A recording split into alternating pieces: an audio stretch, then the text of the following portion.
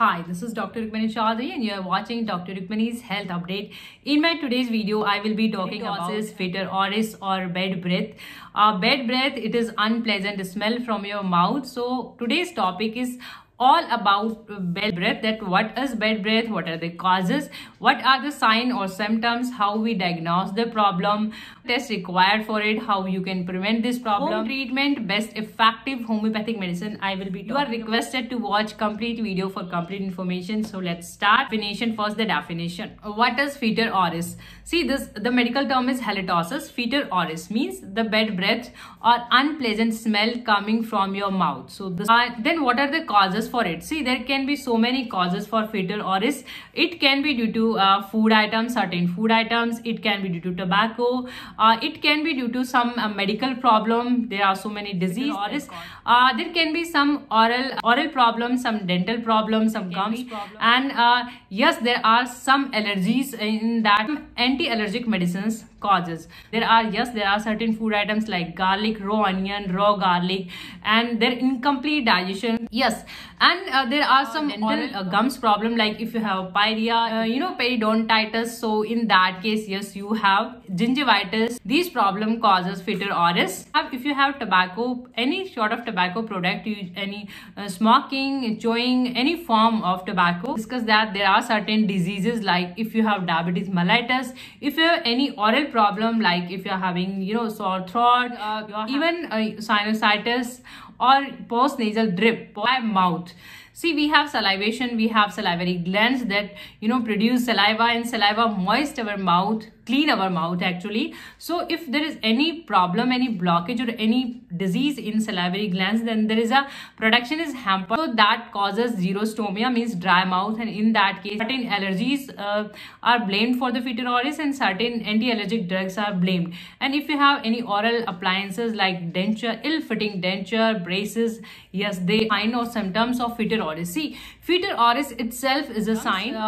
It can be associated with other diseases symptoms, like if you're having diabetes, you can have diabetes symptom with fetor oris, or if you have sinusitis, you can have symptoms of sinusitis with fetor oris. So the common symptoms are yes, unpleasant smell from the mouth, weakness, fatigue, even at times you have fever, or dental disease with fetor oris. The diagnosis test required. See, it is easily diagnosable. It is itself as a symptoms. You realize it and you go for your oral examination. And a common problem, there is no particular test required.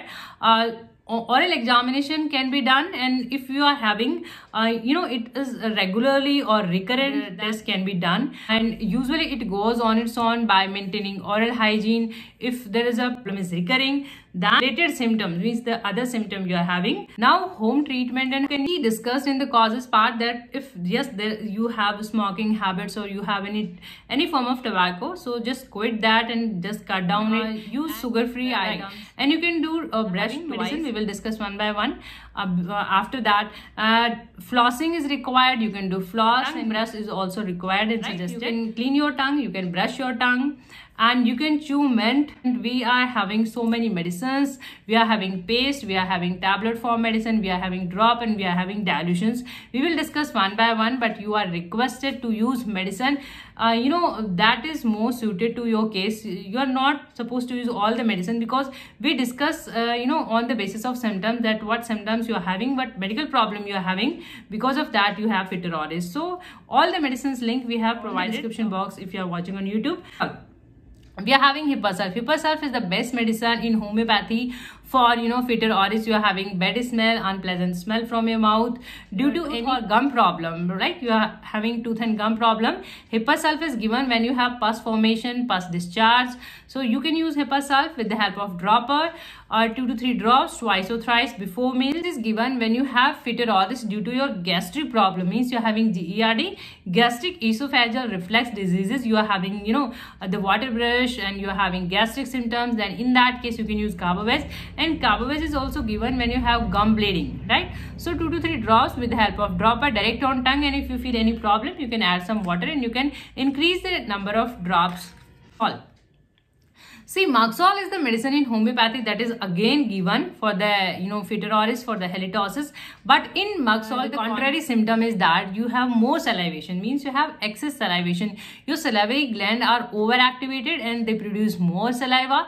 In that case, yes, you have bad breath, you have. So in that case, you can use Maxol. Focus on the medicine's complete name. Right? Don't go with the company, just go with the medicine's name. Now, Pulsatilla is given with the xerostomia cases, means you're having dry mouth, you're having less salivation. Then in that case, you can use Pulsatilla. Pulsatilla in 30. See, this is the medicine name and this is the potency. So you can use Pulsatilla 30 or 200. Start with the lower dose, start with the 30, and you can go higher like 200, 1 ml this way. And 2 to 3 drops with the help of dropper twice or thrice again before meal.